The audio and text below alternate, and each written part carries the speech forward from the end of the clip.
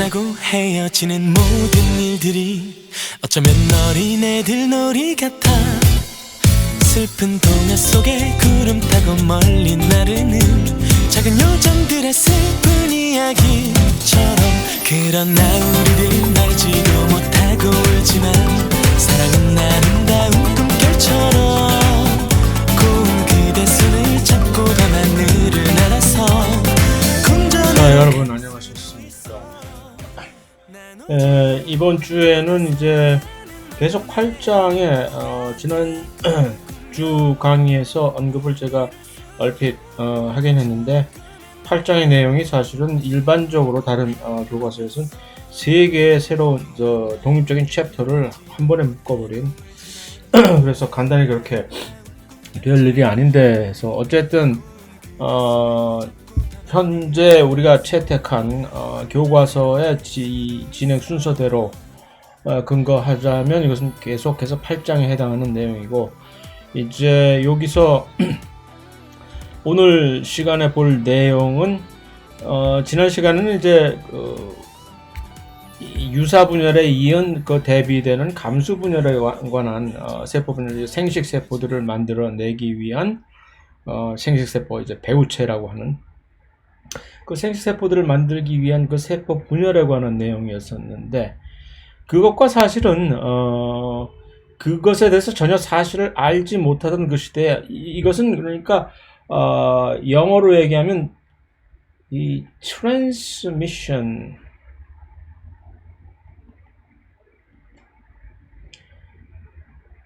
제네틱스라고 이제 얘기를 하는데, 보통 유전학이라고 할 때 전통적인 이 옛날에 그 1800년도에 그 오스트리아의 그 성직자인 가톨릭 신부였던 그 맨델이 처음으로 이러한 개념을 설립을 한 전통적인, 그래서 보통 이러한 트랜스미션 제네틱스를 고지고대로 트랜스미션 제네틱스니까 해서 한국말로 해석을 무슨 뭐 전달 유전학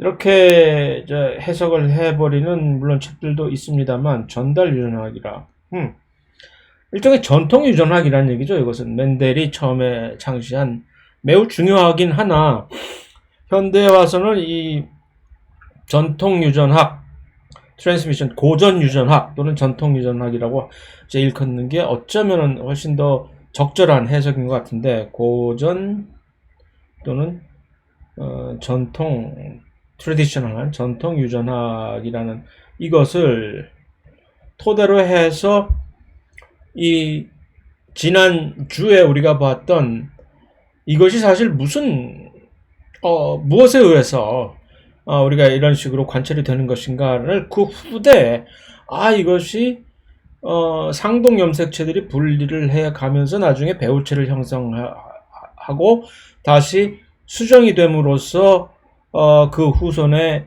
이런 식으로 각각의 그러니까 대립 유전자라고 하는 그 표현형들이 어떤 특정한 비율로 이렇게 나타난다는 것을 우리가 예측을 할 수가 있구나라는 측면에서 이제 다시금 깨닫게 된 것이, 순서가 사실 뒤바뀌긴 했으나, 그런데 그것을 넘어서서 현대 와서는 실제적으로 이러한 관찰을 하게 되었던 그 근본적인 원인이, 생물학적인 그런 근본적인 원인을 이제 캐나가기 시작하게 되는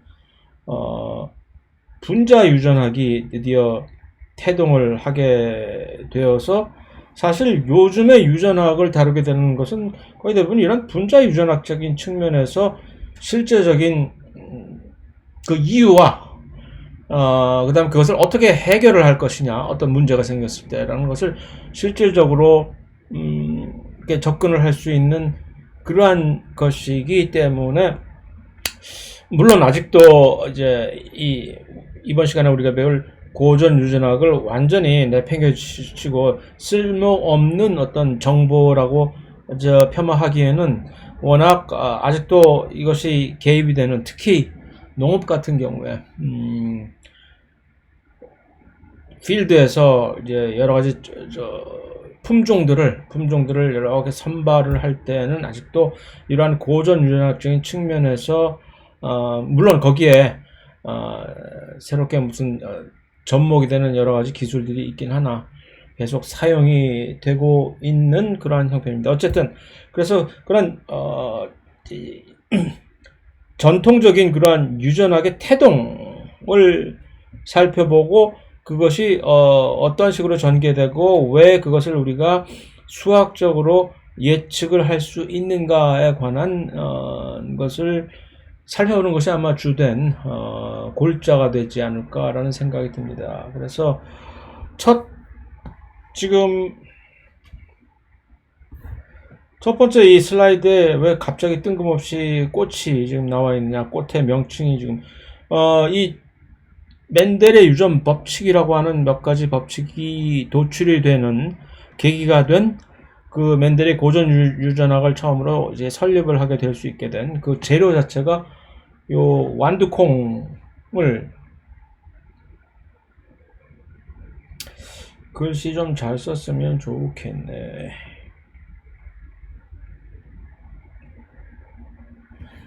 완두콩의 이제 여러 가지 특정 이제 표현형을 관찰을 해가면서 후대 여러 세대 관찰을 함으로써 그러한 시작이 출발점이 되었던 것인데 우리의 교과서에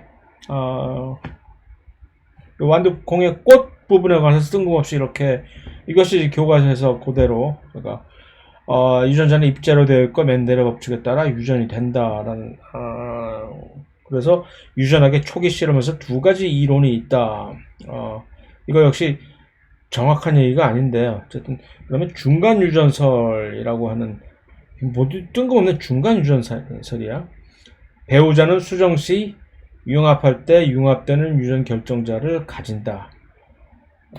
배우자는 수정시 융합할 때 융합되는 유전 결정자를 가진다. 암만 읽어봐도 도대체 뭔 소리를 하는 건지 알 수가 없어요.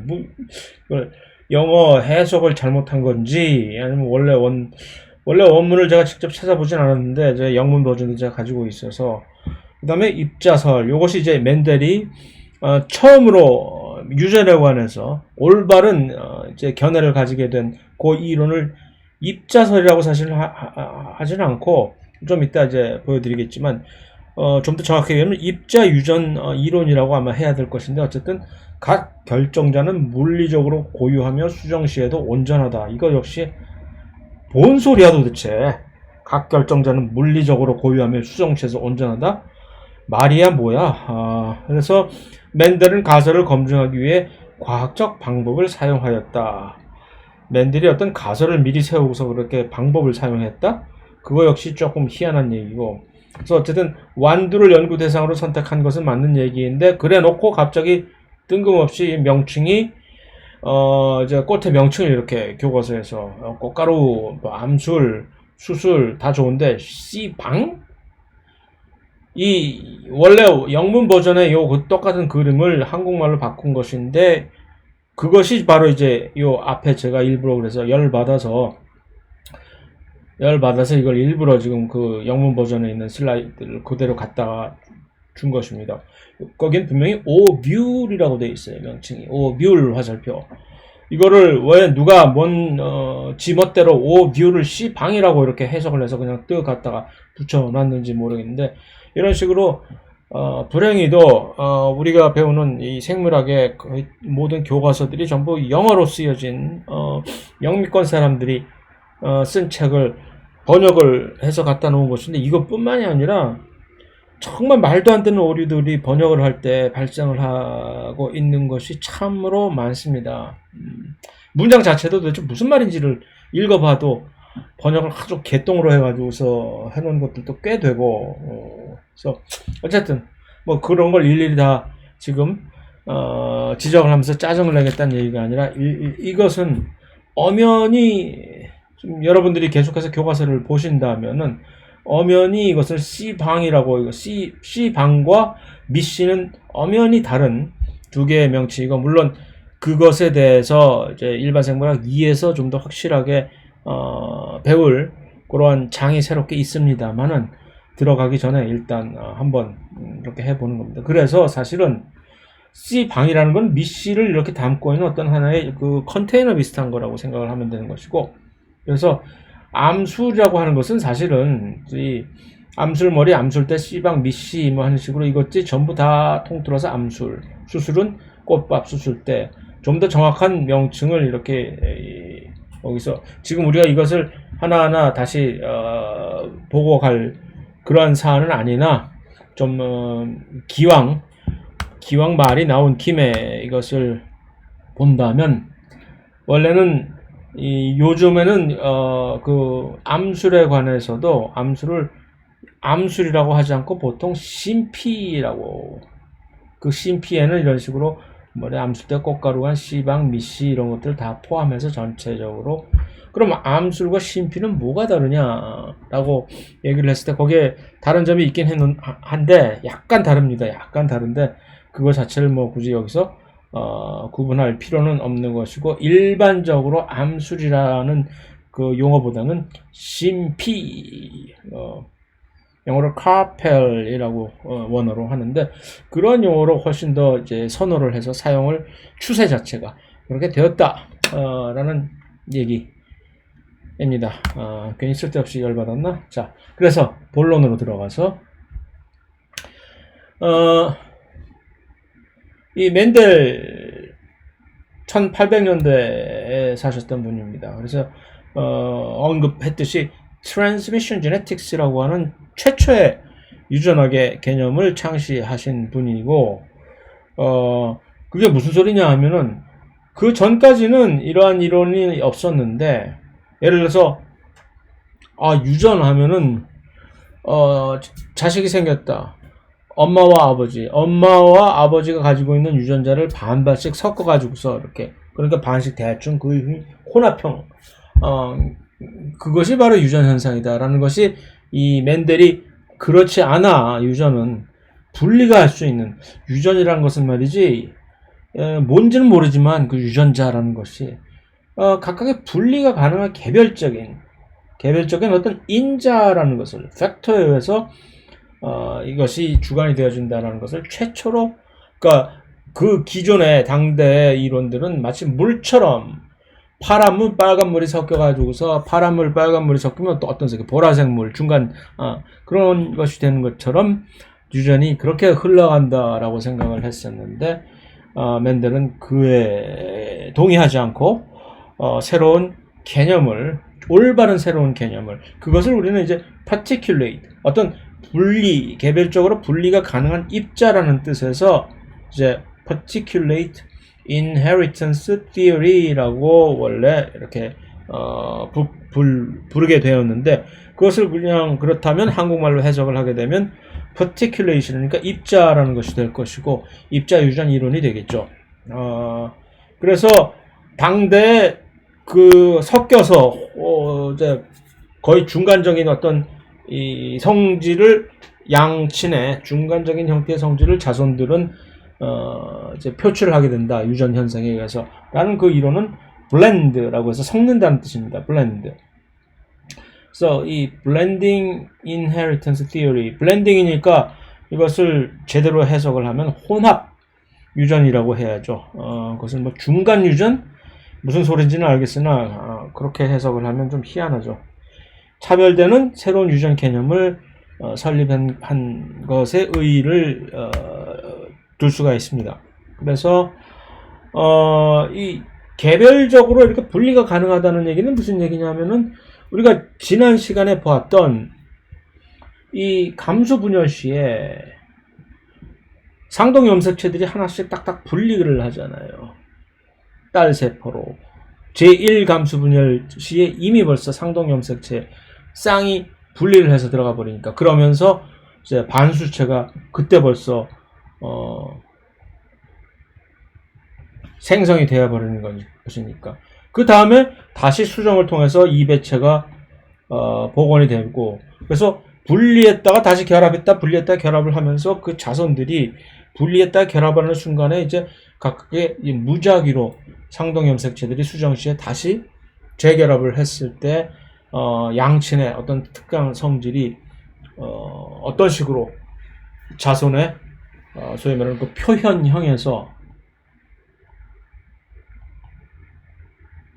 표현형이라는 얘기는 이 형질이란 얘기죠. 어떻게 나타나는지를 정말 그 높은 통찰력으로 정확하게 이것을 통찰을 했다는 데에 의의가 있는 것이죠. 이게 얼마나 대단한 일이냐면은 염색체에 관해서 어떤 개념도 전혀 없었던 그 당시에, 그러니까 유전자라는 생각은 거의 추상적인 뜬구름 잡는 그런 개념밖에 가질 수가 없었던 그 당시에 세상에 이렇게 정확하게 그 맨델 자신도 그러니까 염색체라는 것은 상상조차 할 수 없었던 그 시절에, 그럼에도 불구하고 너무나도 이 염색체들이 이렇게 분리를 했다가 다시 수정을 통해서 재결합하는 그 양상을 그대로 정확하게 통찰, 그 다음에 정확한 관찰과 통찰이 이루어진 후에, 자꾸 왜 빨간색, 파란색을 이렇게 헷갈리지? 관찰과 통찰이 정확하게 이루어지면 그 다음엔 보다 더 중요한 예측이 되는 거지. 예측이 가능해지는. 그러니까 뭔가 믿을만해지는 거지. 그 이론 자체를 자리를 깔 수 있는 거니까. 그것에 바로 이 맨델이 창시한 고전 유전학 또는 전달 유전학, 전통 유전학의 의의가 있다는 얘기입니다. 그래서 무엇을 가지고 시작을 했느냐? 완두, 학명이 파이섬 세티범이라는 요 식물인데, 하필이면 식물을 가지고 실험을 아주 신의 한 수였죠. 특히 왜 완두를 가지고 실험을 했는지 하필이면 여러 가지 이점이 정말 꿈속에서 하나님이 완두를 가지고 실험을 하거라라고 계시를 내려주셨는지 어쨌는지 모르겠으나, 그 중에서도 특별하게 그 완두 식물에 7가지의 형질, 여기서 형질은 캐릭터를 얘기를 하는 것입니다. 캐릭터와 트레이트의 다른 점을 다시 한번 강조를 하지만, 그 7가지 형질, 캐릭터를 연구를 하게 되었습니다. 자, 여기서 다시 한번 유전 용어를 정리를 해서 이 표로 정리를 한 것을 여러분들의 강의 요약 자료에 같이 실어 놓긴 했는데, 유전자라는 것은 뭐 일종의 특징이라고 한 특징? 보통 여기서는 이제 특징을, 캐릭터라는 용어를 특징이라는 용어로 해석을 한국말로 이렇게 했는데, 뭐 잘했어요, 특징. 그러니까 왜냐하면 다시 언급을 하지만 캐릭터라고, 영어로 캐릭터라는 것이 있고 트레이트라고 하는 것이 있는데, 분명히 캐릭터와 트레이트는 두 개, 이 유전학에 있어서는 두 개 구분되는 별개의 용어인데, 그것을 한국 사전으로 전부 다 찾아보면 캐릭터나 트레이트나 둘 다 형질로 해석이 돼 있잖아요. 그러면 뭐 이걸 어떻게 구분을 하란 말이야? 헷갈리잖아. 하지만 우리는 알잖아요. 캐릭터는 무엇이고, 캐릭터는 어떤 유전자에 의해서 결정이 되는 어떤 이러한 특징이 되는 거죠. 특징. 그래서 꽃의 색깔, 예를 들어서 꽃의 색깔 또는 모양, 뭐 사람의 어떤 뭐 신체적인 특징, 눈 색깔, 뭐 그것이 하나의 전부 모든 캐릭터의 예가 되는 것이고, 그런 하나의 캐릭터 밑에서 여러 개의 다양한 변형이 생길 수가 있다는 것이죠. 만약에 이 캐릭터가 꽃의 색깔이었다면은 붉은색 꽃, 하얀색 꽃, 어떤 경우에는 혹시 이것도 가능할까? 보라색 꽃, 파란색 꽃 하는 식으로 여러 가지 다양한 그러한 변종이 가능한 것이죠. 이거 하나하나들이 사실은 이것이 트레이트가 되는 것인데, 이러한 트레이트가 사실은 무엇이냐면은 바로 대립 유전자의 한 유전자에, 유전자라는 것은 염색체에 있잖아요. 그러니까 그 어떤 특정한 유전자가 있는 위치를 우리는 좌위, 로커스라고 얘기를 할 수가 있는 것이고, 지난 시간에 봤듯이 그런데 그 로커스마다 유전자가 있는데 그 유전자의 종류는 같은 것이나 이 미세한 디테일한 성질은 다를 수가 있다는 얘기죠. 왜? 돌연변이에 의해서 계속 오랜 시간 동안 축적된 돌연변이에 의해서 DNA 염기서열이 변했고 그 다음에 그 염기서열에 변한 염기서열 때문에 실제적으로 보여주는 어떤 표현형이라고 하는 것이 그래서요 표현형 또는 형질이라고 얘기를 하는데 이것이 트레이트라고 얘기를 해줄 수 있는 그래서 사실 트레이트와 대립 유전자는 동일한 개념으로 우리가 봐줄 수가 있는 것입니다. 그래서 그 같은 유전 좌위에 있는 어떤 트레이트 또는 유전자, 대립 유전자가 같은 완전히 100% 동일한 것이라면 우리는 이것을 호모자이거스, 동형 접합자라고 얘기를 하고 그러지 않고 이렇게 서로 약간 다른 같은 유전 좌위에서 꽃 색깔인데 한쪽 유전자는 한 대립 유전자는 빨간색 꽃, 또 다른 꽃 유전자는 꽃 색깔 유전자는 하얀색을 결정하는 그렇게 될 경우는 우리는 이것이 두 개가 다르다고 해서 헤테로자이고트 이형 접합자체라고 얘기를 하는 것이고 여기서 표현형과 유전자형이 다르다라는 얘기는 무엇이냐 하면은 이제 거기서 이제 우성과 열성이 특별히 나오는 것이죠. 이형 접합, 동형 접합, 요 대립 유전자의 경우가 대립 유전자가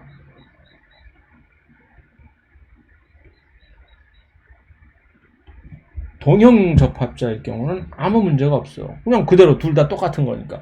대립 유전자가 이형 접합일 경우 문제가 생기잖아요. 같은 지금 상동 염색체가 있는데 이쪽에 한 유전 좌위에 이런 식의 지금 경우가 있다고 칩시다. 꽃 색깔이야. 나는 하얀색. 나는야 빨간색이다.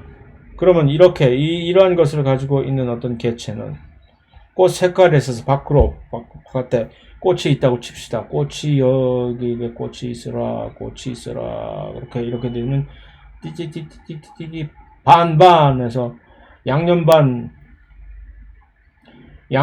프라이드 반으로 이렇게 되나? 하얀색 반, 빨간색 반. 왜냐하면 하얀색과 빨간색이 지금 둘이 똑같이 반반씩 이형 접합이 있으니까 아니잖아요. 이럴 경우에 예를 들어서 많은 경우에 바깥에 보이는 꽃 색깔은 이럼에도 불구하고 전부 빨간색으로 보이잖아요. 이렇게. 그렇게 될 경우에 이것을 우리는 뭐라고? 이쪽이 우성이다 라고 얘기를 한다고 얘기를 했잖아요.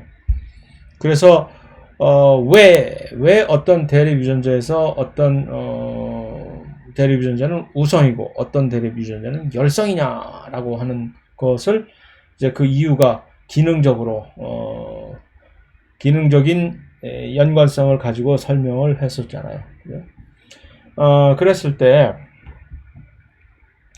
그럼 이제 이러한 경우에 있어서 이형 접합일 때 밖으로 튀어나오는 이것을 우리는 표현형이라고 얘기를 하죠.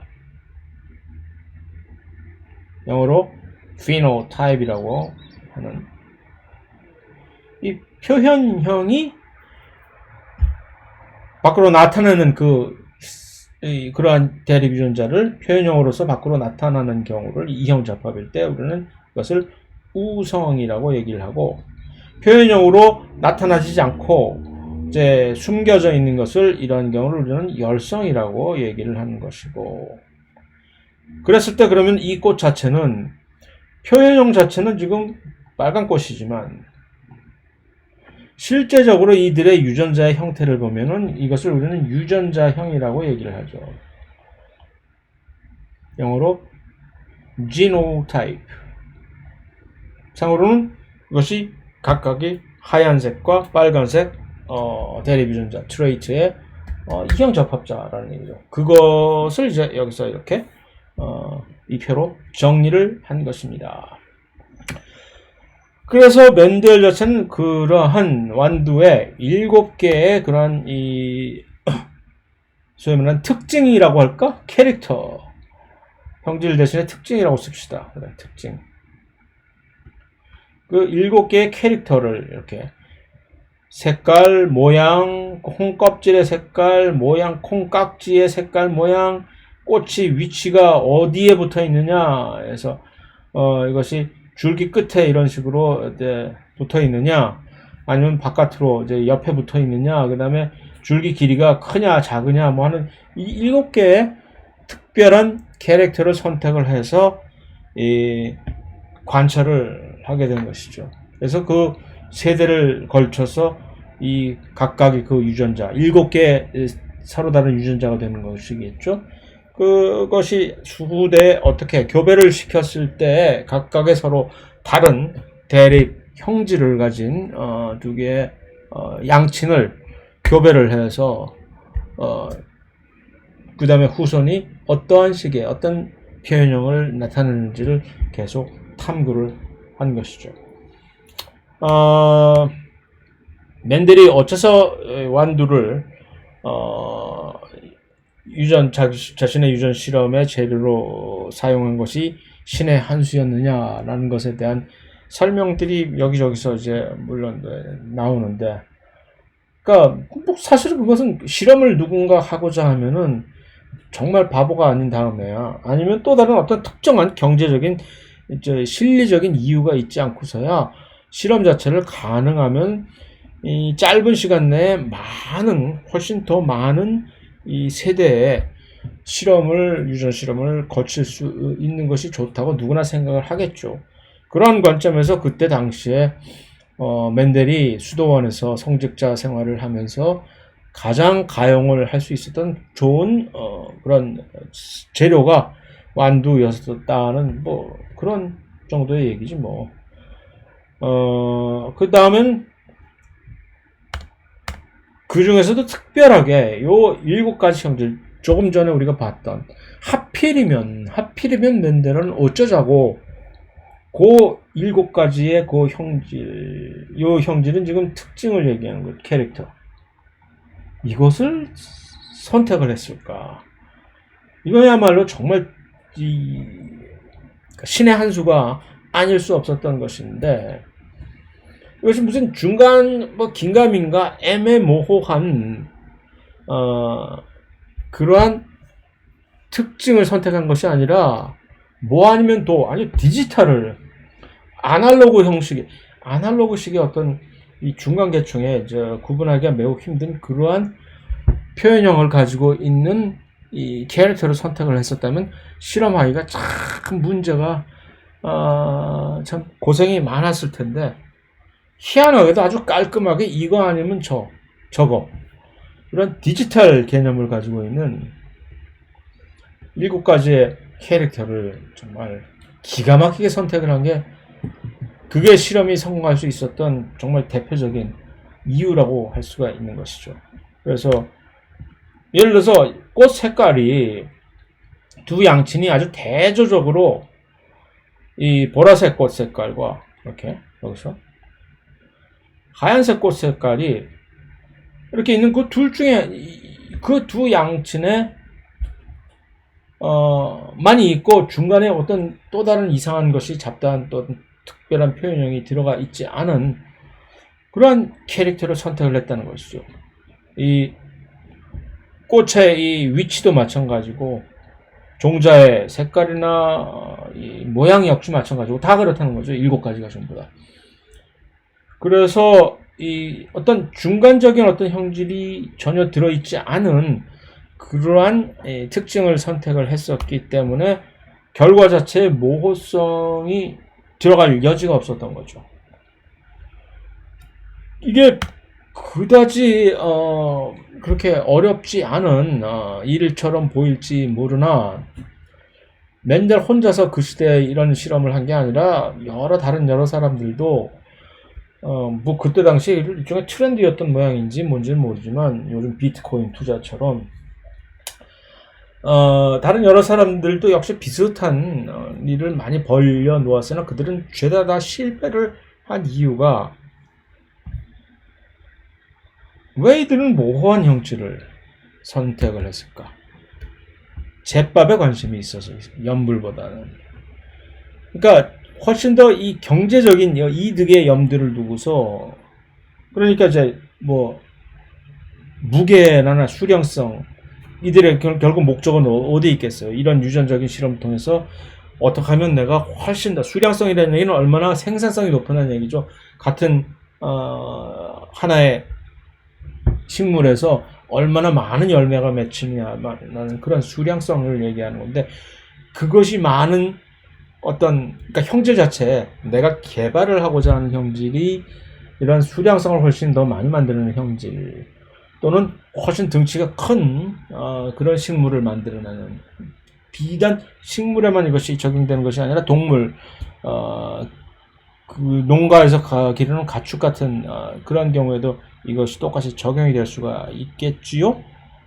자, 그런데 문제는 요즘도 물론 이 농업에 있어서 이런 것에 중점을 둬서 연구를 많이 하고 있죠. 어떤 유전자가 사실은 이런 수량성과 이 등치를 크게 만드는데 기여를 하는지를 막 알아내려고 부단하게 많은 뛰어난 과학자들이 계속 불철주야 연구를 하고 있습니다만은 그게 쉬운 일이 아닌 것이 이러한 것들은 단 유전자 하나에 의해서 결정되는 것이 아니라 나중에 보겠지만 엄청나게 많은 유전자들이 한 번에 단 하나의 표현형에 또는 표현형 또는 이 특징에 결정을 내리는 것이기 때문에 아날로그 형태의 그런 표현형들이 쫙 분포가 된다는 얘기죠. 그래서 그런 실험을 했다가 전부 다 폭망을 하게 돼 있죠. 그러나 맨델은 그런 속세의 그런 경제적인 관심에 성직자답게 큰 관심이 없이 그냥 순수하게 실험을 하고자 했기 때문에 그런지는 모르나 그런 것을 전부 배제할 수 있었기 때문에 결과가 딱 맞아 떨어지게 훨씬 확인이 매우 용이한 그런 결과를 놓쳐낼 수가 있었다는 얘기죠. 그런데 문제는 그래서 그의 결과를 발표를 했는데 한참이 지나도록 거의 100년이 지나도록에까지 그 누구도 맨델의 업적에 대해서 관심을 아무도 기울이지를 않게 됐습니다. 그래서 사실 맨델 자체가 1865년경에 이제 이 학회에다가 자기 논문을 그동안에 엄청난 노력에 의한 그 교배에 관한 실험 결과를 발표를 했습니다만 아무도 그 논문 하나 읽고 거기에 대해서 반응, 대꾸 그런 것이 전혀 그대로 이 사장이 되어버린 그런 슬픈 스토리가 여기도 따라갑니다. 이 당시가 얼마나 열악했던 사실 맨델 자체가 찰스 다윈과 동시대 사람이라서 두 분이 어떻게 같이 교류를 할 기회가 있었다면은 한 분은 오스트리아에 살았고 또 한 분은 영국에서 살던 분이라서 서로 또 뭐 크게 교류를 할 기회를 갖지 못했는지는 모르나 그랬었다면 참 재미있는 일이 벌어질 수도 있었을 것 같은데 어쨌든 그때 당시의 사람들은 이 염색체라는 것에 대한 개념이 아까도 언급했지만 전혀 전무한 더더군다나 감수분열이 도대체 뭔지 그런 것을 어떻게 상상할 수 있었겠어요? 그래서 그 당시에 맨델이 이런 것을 발표를 했을 때에도 그 어떠한 반응도 이끌어낼 수가 없었던 그런 사회적인 분위기였었다고 생각이 됩니다. 그러다가 34년 후에 100년이라는 얘기는 내가 아까 잘못된 얘기구나. 맨델은 이미 죽은 지 16년이 지난 이 세 명의 식물학자들이 전혀 맨델이 그런 논문을 발표했었다는 것을 전혀 모르는 상태에서 각각이 이 셋이 모여서 같은 공동 연구를 한 것도 아니고 각각이 희한하게도 독립적으로 이제 연구를 했는데 그 결과가 맨델의 옛날 결과와 동일한 그런 결과를 그제서 발표를 했는데 그 발표를 한 그때 당시에도 그들은 멘델이 이러한 실험을 자기들보다 먼저 30여 년보다 훨씬 앞서서 발표를 했었다는 그런 사실조차 전혀 알지 못하고 있었던 것입니다. 그러니까 사실은 따지고 보면 멘델이 발표한 이 유전적인 법칙이 아무런 멘델의 어떤 크레딧을 전혀 주지 못하고 그대로 그러한 크레딧은 전부 이 식물학자들에게 돌아갔을 수도 있을 법한 그런 얘기였습니다. 자, 어쨌든 그래서 멘델은 무엇을 한 것이냐? 일단 처음 멘델이 한 실험을 우리는 뭐라고 정리를 할 수가 있냐면은 영어로 이제 모노하이브리드 크로스라고 하는 단성 잡종 교배라고 한국말로 번역이 되는데, 일단 형질 중에서 이 캐릭터 중에서 형질이라는 얘기는 지금 이 캐릭터를 얘기하는 겁니다. 여기서 특징, 이 모든 형질이 동일한 가운데 한 가지 형질에 대해서만 대립 형질을 나타내는 두 양친, 그러니까 이거 아니면 저거, 어떤 한 캐릭터에 대해서 이 대립 유전자가 이거 아니면 저거가 있는 그러한 상황을 보여주는 그 7가지 형태의 그 캐릭터를 딱 선발을 해서 그거 하나만 집중적으로 포커스를 해가지고서 그 양친을 A 또는 B 어떤 대조적인 대립 형질을 보여주는 두 개의 계통의 양친을 교배를 같이 한 다음에 그 후손에서 어떠한 형질이 툭 튀어나오는지를 보고자 한 것이죠. 그래서 일단 그러기 위해서는 그 양친 하나의 어떤 특정한 대립 형질을 보여주는 그 두 개의 서로 대조적인 양친이 순종이라 해야 되거든요. 순계 순종들, 이들이 사실 섞여 있으면 안 되는 것인데, 그 얘기는 무슨 얘기냐면은 밖으로 표현형 자체는 밖으로 예를 들어서 빨간색, 보라색, 꽃, 실제로 꽃 색깔을 실제적으로 멘델이 했던 식으로 예를 들자면 보라색, 멘델이 한 것은 보라색 꽃과, 글씨가 왜 이래,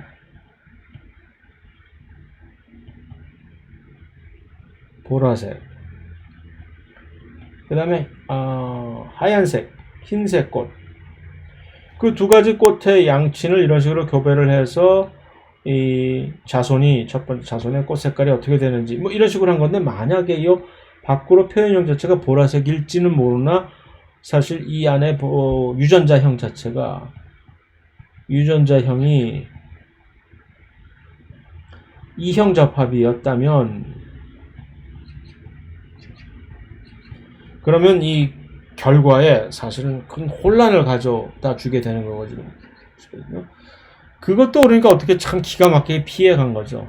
순종이라는 얘기는 뭐냐면 여러 세대에 걸쳐서 계속해서 요 자손들을 계속 도출해내도 그 자손들에서 나오는 형질 자체가 양친의 그 형질만을 나타낸다는, 그러니까 보라색 꽃과 또 보라색 꽃 두 양친의 암수를 계속해서 교배를 해서 이들 가운데서 또 이제 교배를 해서 두 번째 F2 뭐 이렇게 계속 여러 세대에 걸쳐서 나타내도 이 여러 세대들이 전부 한결같이 보라색 꽃만을 나타내는 표현형만을 한 10세대를 거쳐서 그렇게 교배를 했는데도 불구하고, 그 얘기는 그 안에 숨어 들어가 있는 지금 잡티가 하나도 없다는 얘기죠. 순종, 완전 순수한 피가 섞이지 않은 옛날에 세상에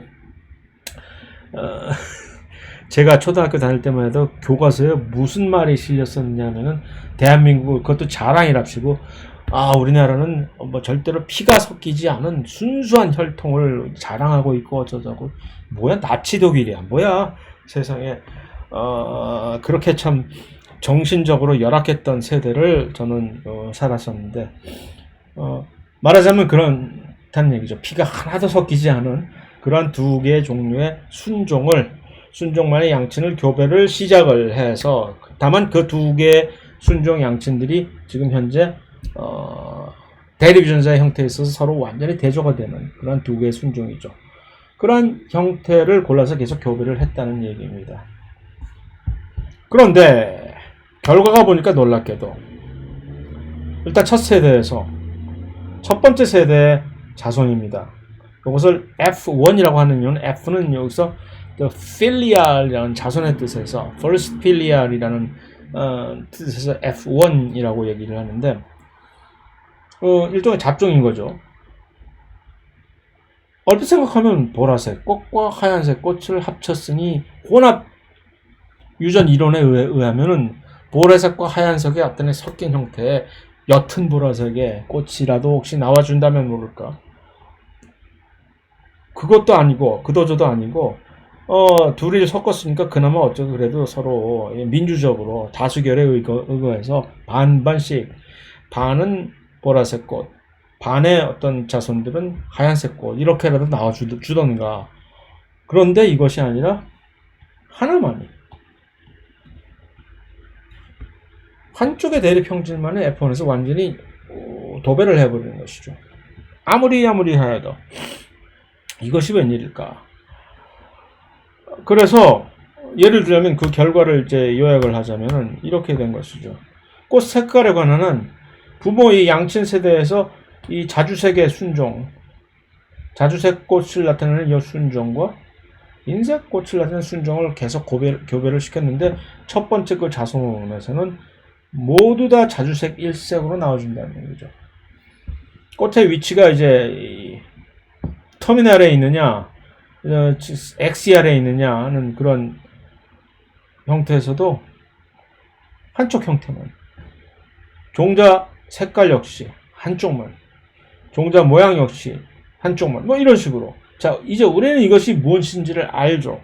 딱 이렇게 됐을 때 바로 그렇다는 얘기는 바로 이 표현형들이 전부 다 우성이라는 얘기 아닙니까? 우성.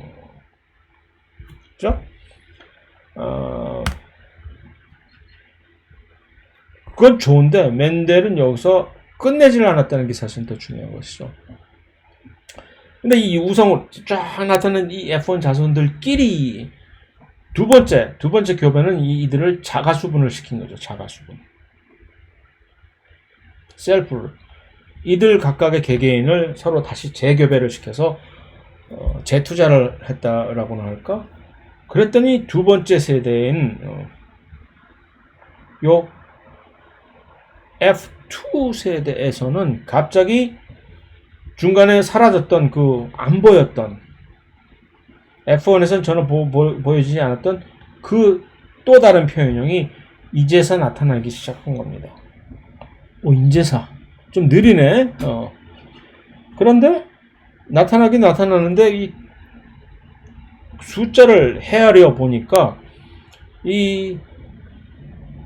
요것이 그러니까 F1에서 완전히 도배를 했던 그 소위 말하는 우성 형질에 비해서 F1에서 하나도 보이지 않았던 그 소위 말하는 열성 형질의 비율이 3대1 정도의 비율로 이 개수가 나타나더라는 얘기죠.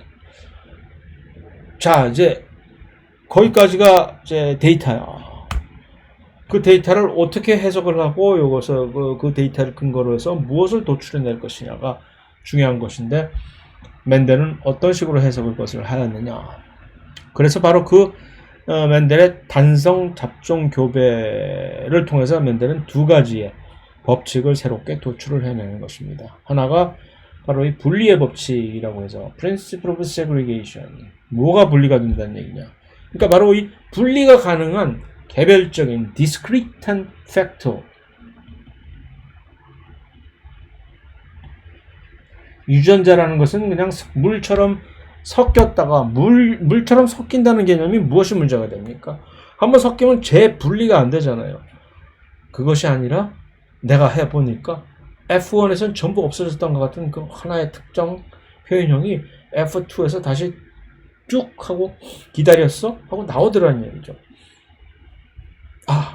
분리가 됐다 다시 재결합을 해서 그 다음에 왜 갑자기 F1에서는 그 모든 것이 나타날 수가 없었을까라는 것을 곰곰이 생각하다 보면 결국 이게 되는 거죠.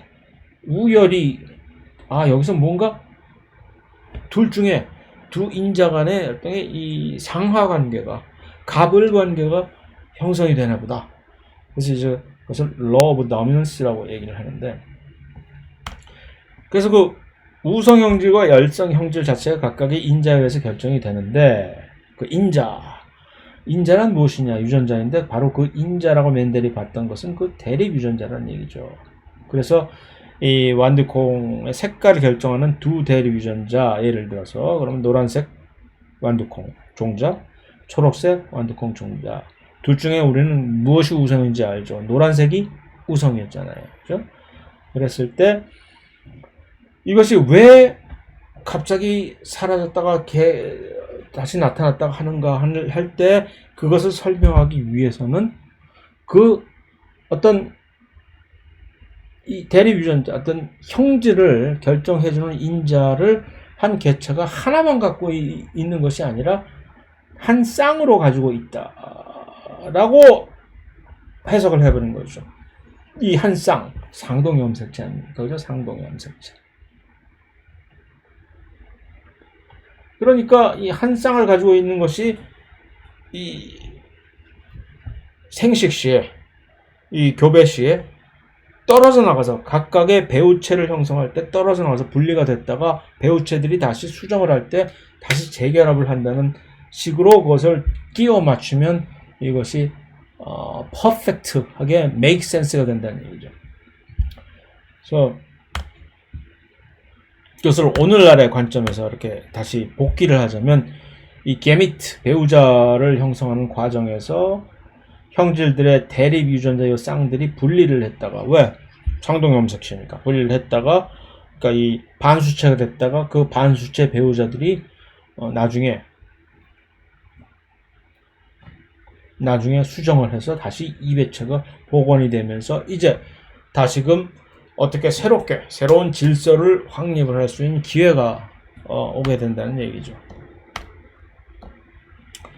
자, 그래서 맨델이 그런데 이 두 개의 대립 유전자 간에는 서로 우열의 법칙이 존재를 하니까 내가 이렇게 실험했을 때 첫 번째 세대에서 두 우열의 법칙 중에 한쪽만이 당연히 계속해서 나오게 될 것이고, 그것이 다음 세대에서 갔을 때는 동형접합이 나오니까, 이형접합 대신 동형접합이 나오니까 드디어 열성 대립 유전자라 하더라도 표현력으로 나올 수 있는 기회가 생기는 것이구나 라는 것을 깨닫게 되면은 일단 무엇이냐 하면은 수학적인 예측이 앞으로 가능해진다는 얘기죠.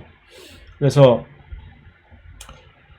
대립 유전자가 한 쌍을 가지고 있다라고 할 때 배우체를 형성할 때는 결국 둘 중에 하나를 고르는 것이니까 이 확률은 언제나 경우의 수가 반반이잖아요. 50%.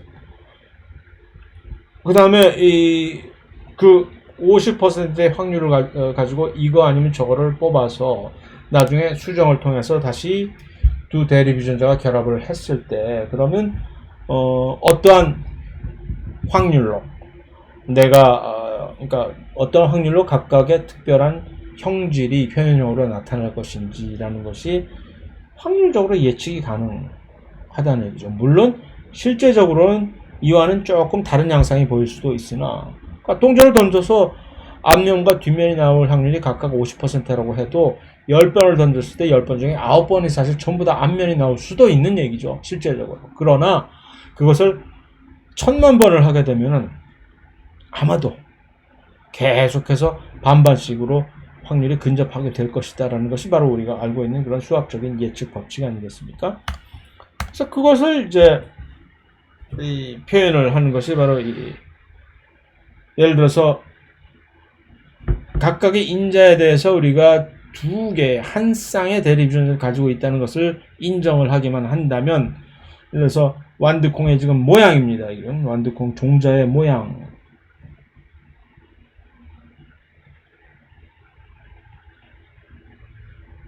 둥근 라운드에서 빅 대문자로 쓴 것이니까 우성을 나타내는 두 개의 순종이니까 둘 다 동형접합이라는 얘기죠. 그것이.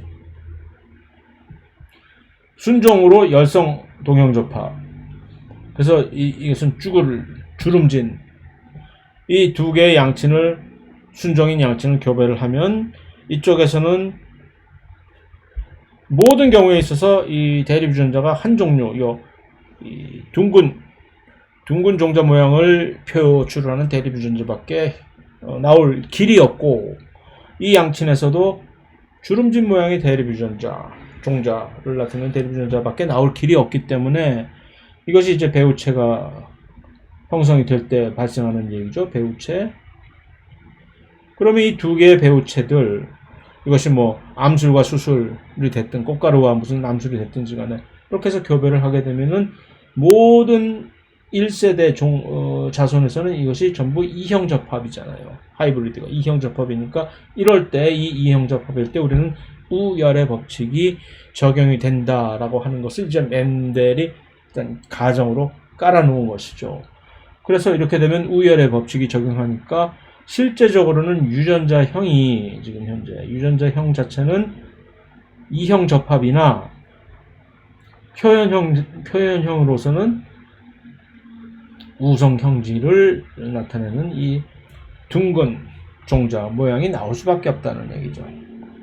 그래서 멘델이 1세대에서 이와 같은 결과를 언제나 자기가 실험을 했던 7개의 캐릭터에 대해서 전부 한결같이 이렇게 얻어낸 것이고, 그런데 거기서 끝이지 않고 더 나아가서 이들 간에 각자를 다시 이런 식으로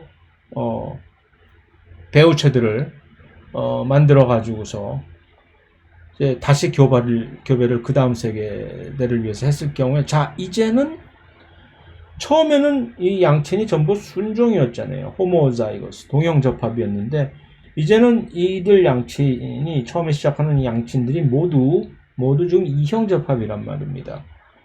그럼 이제 이형접합이니까 반반이잖아요. 어떤 특정한 대립유전자가 이것이 나올 확률이 있고 이것이 나올 확률이 반반씩 있는 것이고, 각각의 경우의 수에 있어서 또 그 상대방, 또 다른 양친, 이 수정에 차면 또 다른 양친 역시 우성 대립유전자를 배우체에 내보낼 확률이 50%고 열성 대립유전자를 내보낼 확률도 역시 50%고, 그럼 각각의 경우의 수에서 각각 전부 이제 이것을 하나 짜 맞추면 이러한 네 가지 경우의 수가 이렇게 각각에 생기게 되겠죠.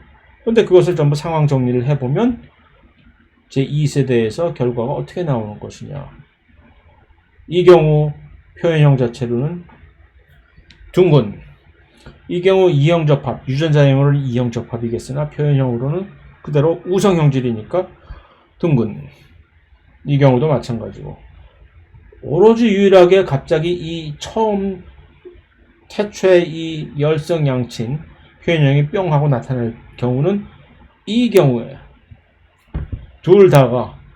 두 배우체에서 대립유전자가 둘 다 열성 대립유전자가 제공이 되어서 이렇게 수정이 되었을 경우, 그런데 그것이 그렇게 발생할 수 있는 확률은 확률적으로 계산해서 3대 1이잖아요.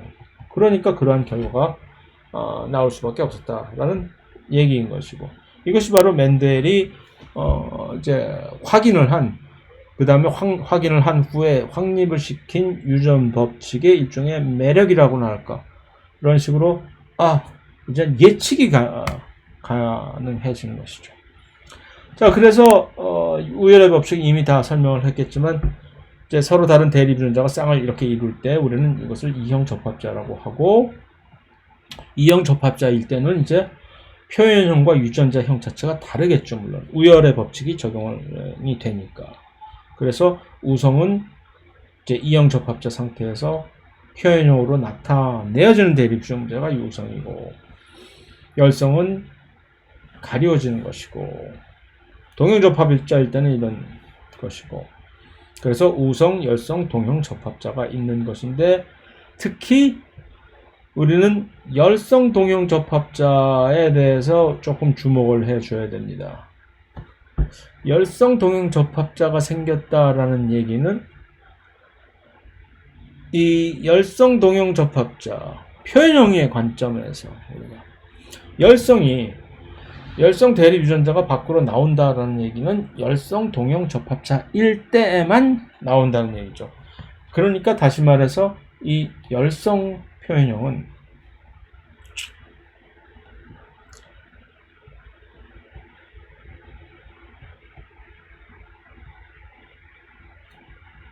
이것은 사실 유전자형과 표현형이 같은 것이죠. 다시 말해서 패를 다 보여주는 거죠. 이 열성 대립 유전자는 내가 지금 유전자형으로 뭐를 갖고 있다. 우성일 경우에는 우성 표현형일 경우에는 표현형 자체가 우성 표현형이라고 할 때도 속은 도대체 이 녀석이 이형 접합자로 있는지 동형 접합자로 있는지를 알 길이 없잖아요. 밖에서 볼 때. 둘 다 똑같이 우성 표현형을 나타낼 수가 있습니까? 우열의 법칙 때문에. 그러나 이 열성 표현형의 경우에는 열성 표현이 나왔어? 너 그럼 열성 동형 접합자구나. 유전자형으로 이미 패가 다 훤히 들여다 보이는 것이죠. 이것이 나중에 우리가 다 살펴볼 요 사안을 우리가 이용을 해서 나중에 우리가 살펴볼 소위 말하는 검정교배라는 것이 있는데 영어로 테스트 크로스라고 하는데 그것을 활용을 할 수 있게 해주는 바로 이 사안이 요 열성 동형 접합자의 경우입니다.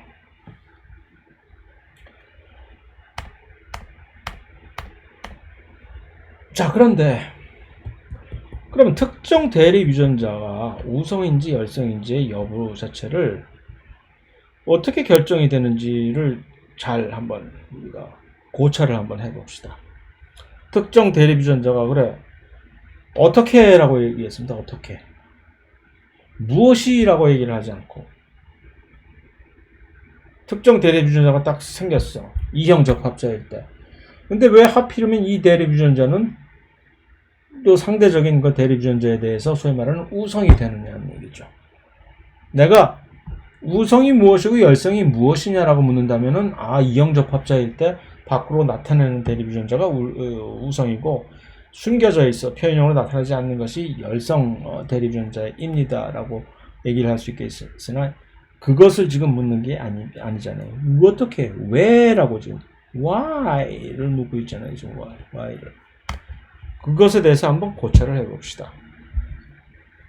다시 말해서 왜 이런 식으로 교배가 이루어졌을 때 자주색 꽃과 흰색 꽃을 교배를 하면 왜 자주색 꽃 형질을 나타내는 대립 유전자가 흰색 형질을 나타내는 대립 유전자에 대해서 왜 우성이냐라는 얘기죠.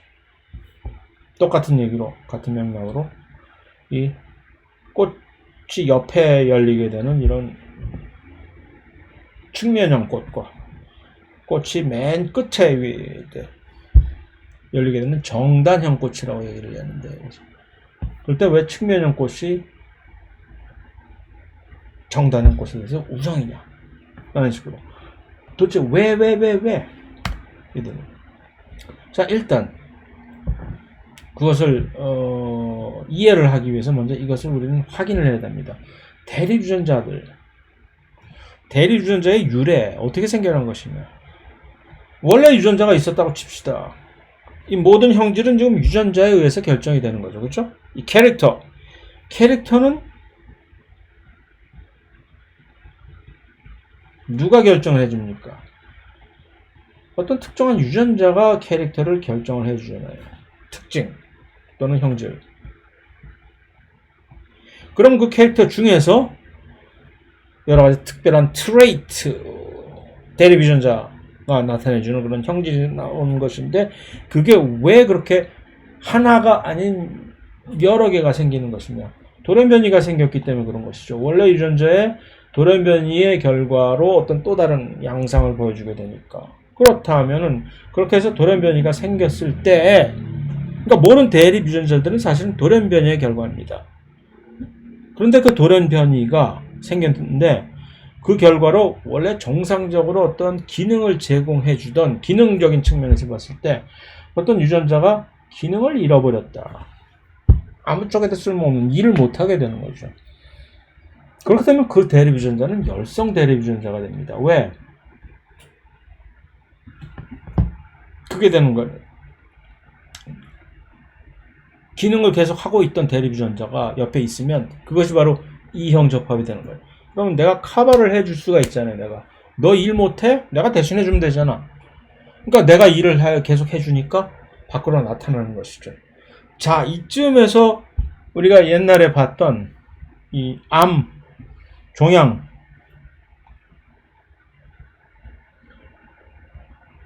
종양 유전자, 온코진,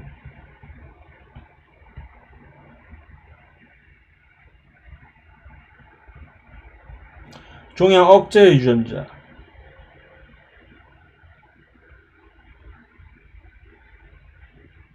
튜머 서프레서진,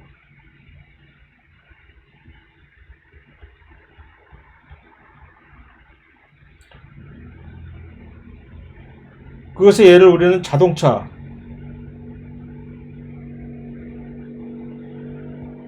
가속 페달에 이것을 비유를 했었고 이것을 이 브레이크에 비유를 했었잖아요. 세포 주기 조절해서. 그랬을 때 예를 들어서 종양 유전자, 그러니까 원래 원종양 유전자가 돌연변이에 의해서 이 브레이크가 이렇게 붙어버리는 거죠.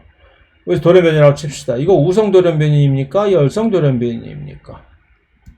를 이해를 할 수 있다면은 모든 문제가 끝나는 겁니다. 이것이 우성 돌연변이죠. 왜? 새로운 기능이 생기는 거거든요. 원래 있던 기능이 예를 들어서 원종양 유전자 브레이크가 있어요. 아니 엑셀이 두 개가 있어요. 차에. 우리는 2배차니까 두 개의 가속 페달이 있는데 가속 페달 하나가 고장이 나가지고서 바닥에 딱 붙어버렸네. 쑥 한번 밟았는데 튀어 올라와야 되는데 안 튀어 올라와. 그럼 그 차는 그 결과로 그냥 쭉 가겠죠. 계속해서. 이거 뭐지?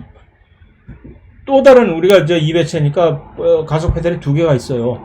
하나는 정상적으로 작동을 해. 그는 무슨 소용이 있어? 또 다른 하나가 이런 식으로 망가져 버렸는데 그러면은 그 망가졌던 그 결과가 밖으로 표출이 되는 거 아닙니까? 이런 식으로 기능이 새롭게 표출이 되는 그런 것이 있다면은 그것은 그 결과로 우성 돌연변이가 되는 것이죠. 우성 표현형이 되는 것이고 반면에 종양 억제 유전자의 고장을 대변하는 브레이크가 고장이 났다고 칩시다. 브레이크가 두 개가 있어요, 차 안에. 브레이크 하나가 밟았는데 안 밟혀. 밟았는데 휘 하고 피식거리고 안 된다는 얘기죠. 기능을 상실을 해버렸어. 그 얘기는 아주 기능을 좀 잃어버렸다는 얘기죠. 기능 상실 돌연변이에요. 이거 열성입니까? 우성입니까? 열성이죠. 왜? 브레이크 또 하나 있잖아. 걔가 그대로 기능을 하는 한 네가 고장해놨어? 그런 식으로 기능을 못해? 왼쪽 브레이크 밟지 뭐. 오른쪽 브레이크가 그렇게 고장해놨다면 왼쪽 브레이크 밟으면 차는 그대로 쓸 거 아닙니까? 그것이 바로 왜 어떤 대립 유전자는 열성이고 어떤 대립 유전자는 우성인가를 실제적으로 분자적인 측면에서 설명을 해줄 수 있는 사안이 되는 것입니다. 그래서 기능을 상실했다. 어떤 결과로. 그러면 그것은 열성 대립 형질이 되는 것입니다. 왜냐하면 정상적인 기능을 수행하고 있던 그 옆에 대립 유전자가 그 기능을 대신 해줄 수가 있기 때문에. 그러나 그 돌연변이가 언제나 기능을 상실해버리는 돌연변이가 생기는 경우만이 있는 것은 아니잖아요. 어떤 경우에는 이렇게 돌연변이의 결과로 새롭게 어떤 기능이 생길 수도 있는 것이잖아요. 그러면 이 새롭게 생긴 기능은 원래 있던 기존의 기능을 제공해주는 대립 유전자에서 어떻게 뭐 해볼 수가 없는 거지. 갑자기 새로 튀겠다는데 어쩔 거야. 못 말리지.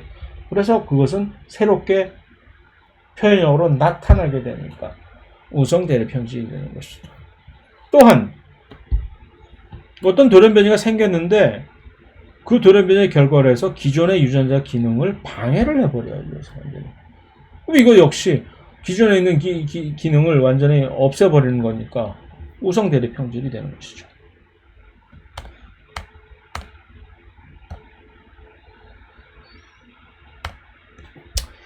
자, 그래서 그것이 이제 우위열의 법칙에 있어서 왜 어떤 대리부전자는 우성이고 왜 어떤 대리부전자는 열성인지에 대해서 실제적인 분자적인 측면에서의 그 설명을 제공한 것이고, 개인적으로 그것이 왜냐하면 그것을 안다면은, 그것을 이해를 한다면은 그 다음부터는 우리는 실제적으로 어떤 돌연변이가 왜 생겼는지를 안다면은 다시 말하면 어떤 대리부전자가 어떤 연유로 인해서 그러한 대리부전자가 생겨났다는 것을 안다면은 그 대리부전자가 어떤 식으로 지금 행동을 할 것인지, 이것이 열성으로 작용할 것인지 우성으로 작용할 것인지를 이 교배 같은 거 해보지 않고도 이미 금방 예측이 정확하게 돼버리니까 중요한 사안인 것이죠.